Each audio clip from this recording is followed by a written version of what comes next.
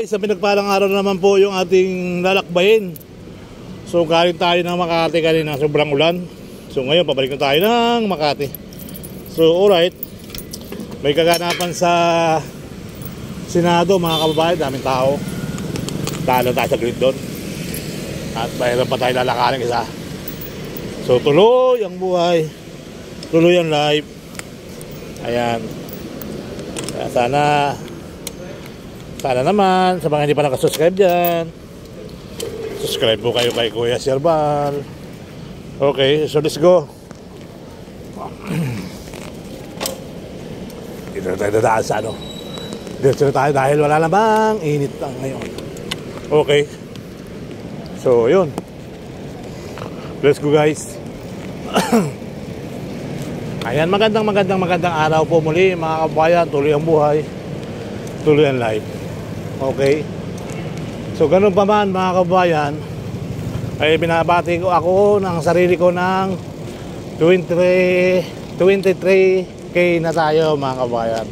Kaya muli po maraming salamat sa inyo. At tuloy-tuloy lang po ang aking pagbabike tour. Ayan. Salamat sa mga subscribers, mga followers at mga silent viewers, mga immigrant. Salamat po ng marami. Ayan. Wow, ang ganda rito ngayon. Kung na nalaman ito. Ayan. Tuloy ang buhay, tuloy ang life. Ang ganda ng mga building dito sa Mua, no? So yun nga po mga kababayan, kita nyo naman yung pagkaka-upload ko kanina rito. So ito pong kinakalagyan natin, dating dagat din po ito. Tinabunan po ito, reclamation area. So kukunti pa kasi yung mga vlogger noon, kaya hindi po nababayad ang maigi. Ngayon mga kababayan, napakaraming vlogger na. Isa na rin po ako doon.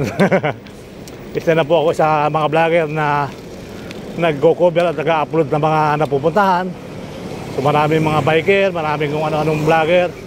Mayroon tayong politika, basta mayroon tayong kusinero.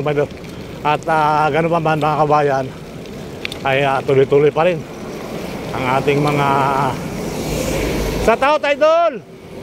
Uwi ka na, idol? Uwi ka na? Ha? Uwi na? May DMCA pa ako? DMCA ka ba? Oo. Sige, salamat. So ganun pa man mga kabayan, tuloy-tuloy ang buhay, tuloy-tuloy ang live. Ikot ang ikot ka, kanina ka pa ikot ang ikot. Siguro may hatid yung duyo, ano? SMS eh. Ayan. So tuloy. Alright man. So dito na tayo sa may Jokno Boulevard, na may tirahan ng Diwata sa ilalim ng tulay dati. Ngayon si Diwata, hindi ko rin alam kung nasaan. Ayan. Ganun pa man mga kabayan, o si nagtagumpay din sa kanyang misyon. Hindi lang sa nanalo sa politika. Oh, wala, may bahay na doon, daming bahay doon. Oh. Ayun o, may mga bahay na rin pala dyan, mga kababayan sa ilalim ng puno. Nandun sa opisina. So yan, Makati. This is alright. Okay. So let's go.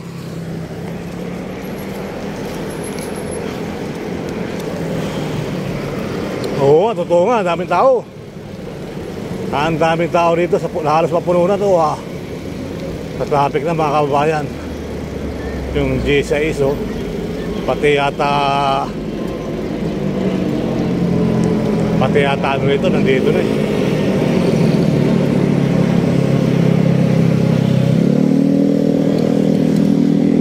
Tayo, LTO. PCR LTO ata ito eh. LTO nga.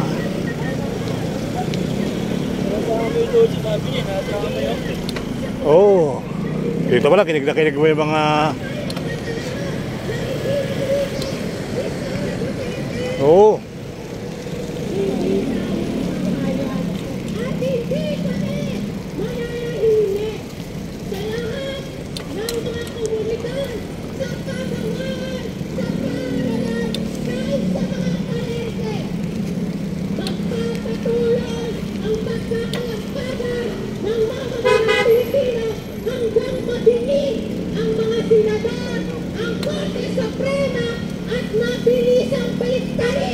Ang kanilang mga sinasabi na hindi na dapat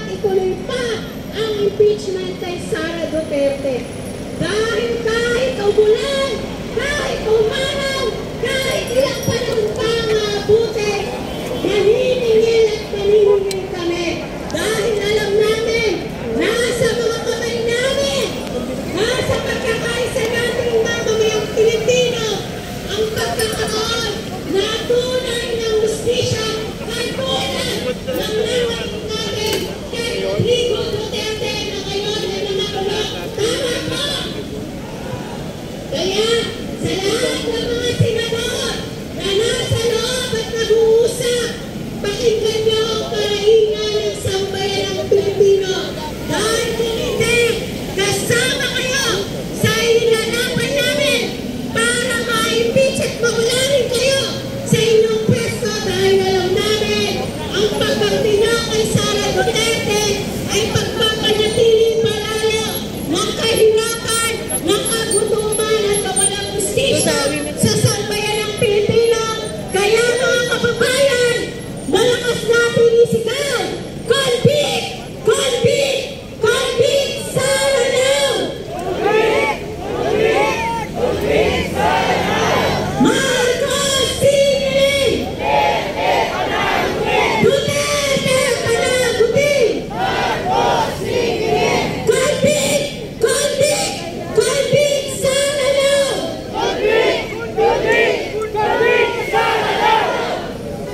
Maraming salamat kay Nanay Mimi mula sa Kadamay. Malinaw sa mamamayang Pilipino na gutom tayo sa karapatan, gutom tayo sa patayang serbisyo, pero higit lalo na gutom tayo sa hustisya at pananagutan, lalo na sa gitna ng pagtaas ng presyo ng langis at bilihin, pagkukulpatisa sa mga public utilities at kawalan ng serbisyong panlipunan. Ngayon, kasama rin natin si Catherine Floranda mula sa Piston. Convict! Convict! Magandang hapon sa lahat, lalo na sa mga senador na inilagay ng sambayan ng Pilipino, hindi inilagay ni Sara Duterte at ni Bongbong Marcos. Ibig sabihin, yung tiwala na ibinigay ng mamamayang Pilipino ay dapat gampanan ng Senado ang kanyang tungkulit ng posibilidad sa sambayan ng Pilipino, hindi kay Sara Duterte. Tama po ba? Kasi hindi naman si Sara ang naglagay sa kanila dyan. Ang naglagay dyan ng mamamayang Pilipino.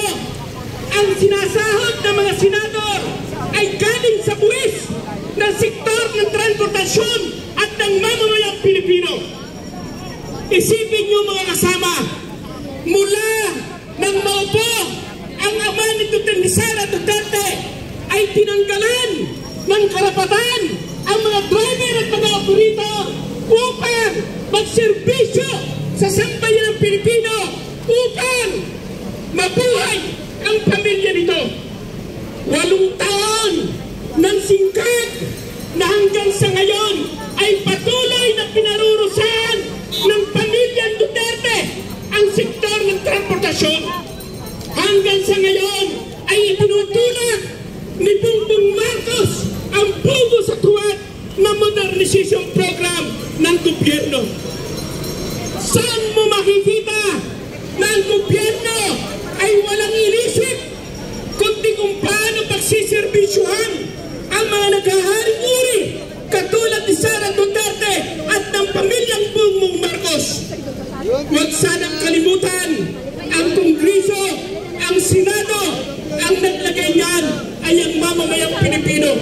Sa panahon ni Ferdinand Marcos ay sinara ang Senado at ang Kongreso, pero paano siya na naibalik? Dahil sa revolusyonaryong pakikibaka ng mamamayang Pilipino nung mapatalsik si Ferdinand Marcos bilang diktador dito sa ating bansa. Hindi nangingime ang mga driver at mga operator na humantong sa patuloy na panawagan na kailangan ng patalsikin hindi lamang si Sara Duterte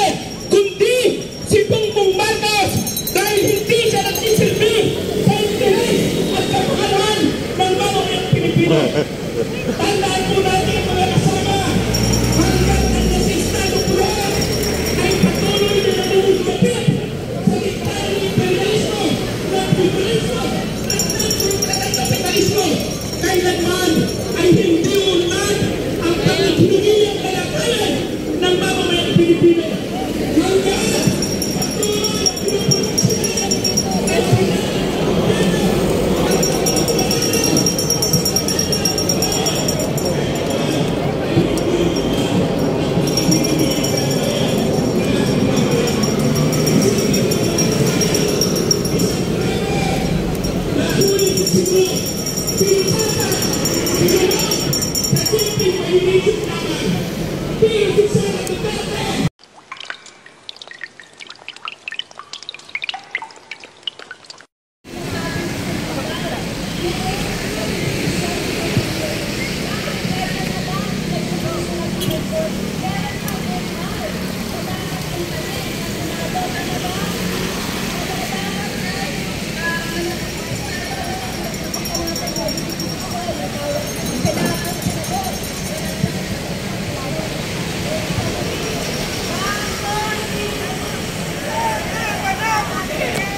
Maraming salamat po kay former Representative Juan Castro para sa kanyang talumpati. Hindi sa panawagan ng mga buo ng tungo sa tuluyang pagpapalagot ng Duterte. At pagkakaroon tayo ng pagkakaroon sa ating bayan at lilipat doon sa infrastructure. Ang lahat ng ating mga kasama na nandito. Dito po tayo.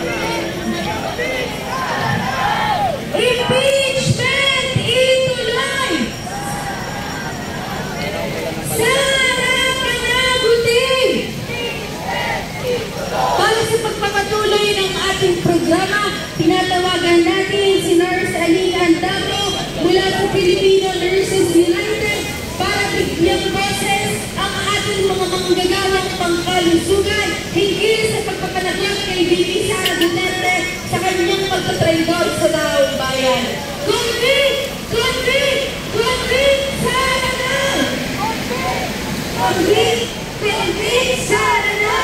Isang mainit na pagbati sa ating lahat mula sa sektor ng kalusugan. Tayo po ay nandito upang malilin. Tayo po ay nandito upang muling magbantay. Babantayan po natin ang desisyon ng Senado. Dahil hindi tayo papayag na ibasura ang impeachment trial. Tama po ba?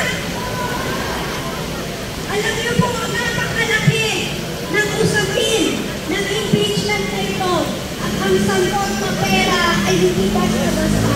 Napakalaki ng pera ng tinakaw sa atin ni VP Sara. Kahit kailan ang kalusugan at serbisyong panlipunan ay hindi naging payamdan ng pamahalaan. Bilyon-bilyon ang inarambok sa ating tabanan bayan. Milyones na ang milyon ang ninakaw ni VP Sara. Samantalang napakarami natin mga kababayan, mga pasyente, ang ninakaw, mga kababayan sa tulig na lugar na nalawatayan pag hindi pa nakakainom ng kailangan ba ang 600 mahigit na milyon na sinasabing hindi magigyan ang paliwanag ni VP Sara ay pinagtutulungan nila ang mga pagtakpan. Ibig sabihin, sila ay mga akusara sa pagnanakaw ng pera ng taong bayan.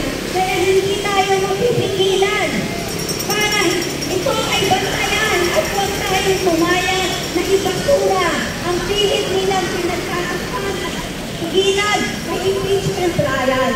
Ang Supreme Court, tayo ay maniningil sa Supreme Court para sa sinasabi nila sa bakas na ano. Pareho sa mga to, ayaw nilang makita. Ito ay ating tagumpay na dapat hindi hindi natin bitawan. Ganun din ang Senado.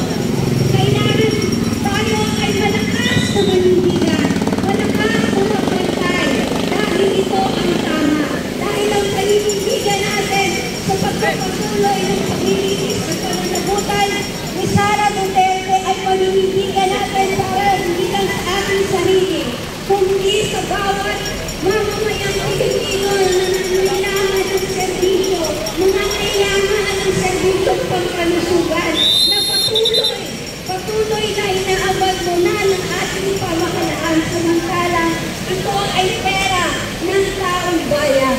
Hindi makakakitimo sa atin, hindi man tayo may alam sa bakas, alam natin kung ano ang ibig sabihin ng salitang forklift.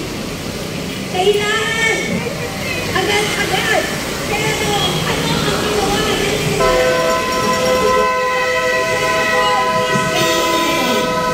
pagpapadagpag kasama ng Supreme Court, pagpapadagpag sila ng interpretasyon ng konstitusyon at hindi lang pagpapadagpag, magdagdag pa ng mga panagpunan na nalang nakahirap ng pagpapanagot sa mga magnanakaw o manlalangko ng mga nandiyan sa pwesto, sa mataas na pwesto ng ating pamahalaan.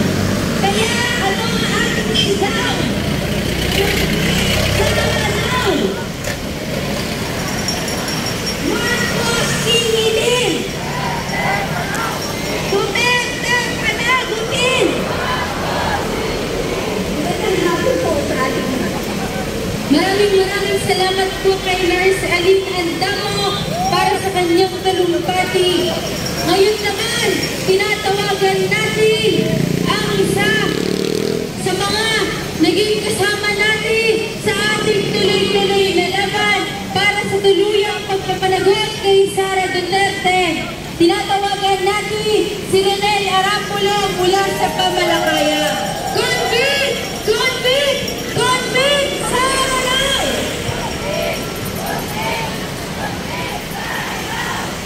Marcos Singilin! Duterte panagutin! Sara litisin! Mga tuwiran, mga kasama, ang ating panawagan na dapat litisin si Vice President Sara Duterte. Malinaw na mayroon tayong makatwiran at legal na batayan dahil malinaw si VP Sara ay naklaksil sa taong bayan sa Article 2 ng ating saligang batas.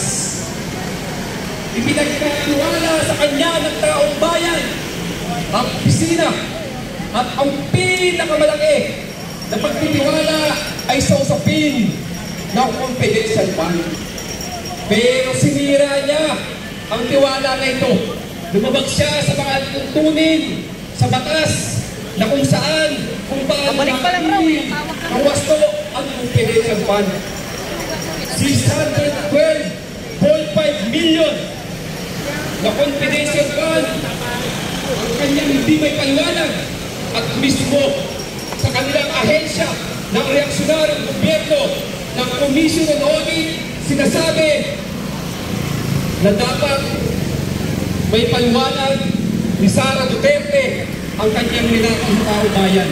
Lalo-lalo ang 125 million na ginastos lamang sa loob ng 11 araw. Ang 612.5 million ay napakahalaga sa ating lahat, lalo sa aming mga mangisda na ngayon ang nakakalungkot, nagsasabwatan ang Senado, si Bongbong Marcos, ang Supreme Court para iligtas itong si Sara Duterte. Natatandaan po ba natin noong SONA, sabi ni BBM, hindi niya pagliligtasin ang mga tiwali, bagamat pangunahin yung tinukoy DPWH sa flood control. Pero eto, kitang-kita natin na bawang kasinungalingan lamang ang kanyang sinasabi sa kanyang zona dahil ang tiwali yan mismo sa Malacanang na si Sara Duterte ay wala siyang plano para doon sa kanyang kaso. Siya pa nga ang nagpapaligtas dito, sinasabi na wala siyang intensyon. Ang Senado mismo, si Chis Escudero, na kung saan lagi niyang sinasabi, napakakapal ng mukha, hindi nahihiya sa kanyang alma mater sa UP. Di po ba? Isang senador, kami mga maisda, alam namin yung kaso ni Sara Duterte. Habang sila, mga nakapagtapos, abogado, sila pa itong dumalabagay ko kung hindi alam. Sinasabi niya lagi, ang gusto daw ng impeachment ay mga galit kay Sara Duterte. Natural, pagmalaki natin yun, dahil ang kahulugan noon ay galit tayo sa magnanakaw. At ang ayaw ng impeachment ay gustong-gusto sa mga magnanakaw at walang iba yan, kundi mismo ang reaksyonaryong gobyerno, si Bongbong Marcos at si Chis Escudero. Ano naman to si Chis? Parang palaman na lang to sa Senado ngayon. Kung palaman to, sa tingin nyo, anong klaseng palaman? Cheese dog. Kasi si Chis, aso, mismo, nitong reaksyonaryong gobyerno, sunod-sunuran. Di po ba? Ang sakit ng ginagawa niya, mahiya naman siya sa asawa niya kay Heart Evangelista. Niregaluhan niya pa ang mamahaling saan galing. Hindi may paliwanag. Ang sakit sa taong bayan ng ginagawa niya, Senator Chis Escudero. Hindi ako nag-i-English, pero mag-i-English ako ngayon. It's hurt, you know. Ang sakit. Itong Supreme Court, ang kapal ng mukha. Ginagamit yung technicality.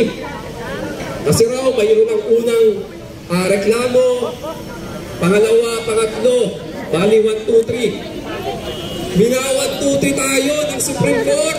Ginagamit yung una, pangalawa, pangatlong kaso para bigyang katuwiran itong pag-absuelto kay Sara. Pero siyempre sa amin sa mga complainant, malinaw na hindi ito tinugunan. Yung pang-apat ang nagkaroon ng pagtugon. Ibig sabihin, doon pa lang nag-proceed, doon pa lang nagkaroon ng proceeding. Dapat doon pa lang magka-count para doon sa sinasabing 1 year ban. Pero, itong mga polis, tatanyo, halatang halata, suportado sa mga magnanakaw, ginugulo tayo, nagsasalita tayo dito. Kita mo walang kahihiyan. Alam niyo po ba, talaga naman mga polis, ang training niyan, tinatanggalan ng kahihiyan, inaalisan, hindi kasinunod ng pagkatao, tinatanggal dyan. Mamamayan ng mga kabayan na nanawagan para sa mga tuwiran, hindi sila matitinag at iwan ang pakinabang ng reaksyonaryong gobyerno sa mga bansa to. Kaya nyo wala lang sa kanila. Sige tayo, Sara litisin! Kaya nyo wala lang sa kanila. Kasi nga, mga kasabot ang mga magnanakaw. Balik tayo sa Supreme Court. Yung pang-apat, dapat doon pa lang magsisimula itong mag-count. Kaya, mga kababayan, malinaw, makatuwiran ng ating mga panawagan na dapat panagutin si Sara Duterte sa kanyang mga ninakaw sa kabanang bayan. Malinaw sa ating salin ng batas, ano sinasabi? Malinaw! Immediately! The sovereign Filipino peoples, ang sinasabi po sa ating saligang batas. Ibig sabihin, mas makapangyarihan tayo sa Senado, sa Supreme Court, ang taong bayan. Kaya ipinapaalala sa atin ng konstitusyon na dapat makahawakan natin ating kapangyarihan upang panagutin ang mga magnanakaw dito sa Malacanang. Muli, sa mga anak ng pagbati, mabuhay ang mga nakikibakang mamamayan.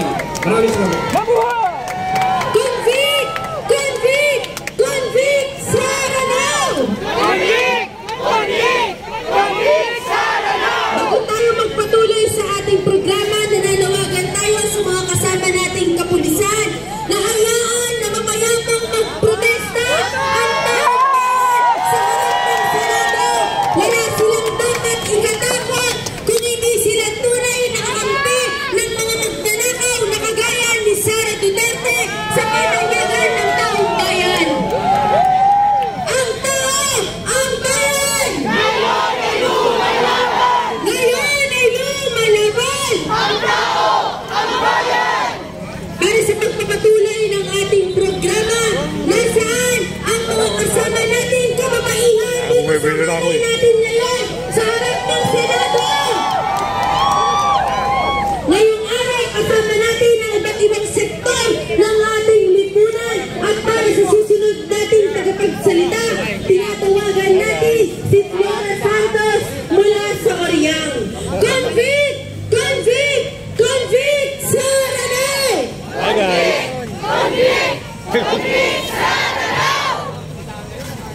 mula sa lumalabang mga kababaihan na nandito ngayon.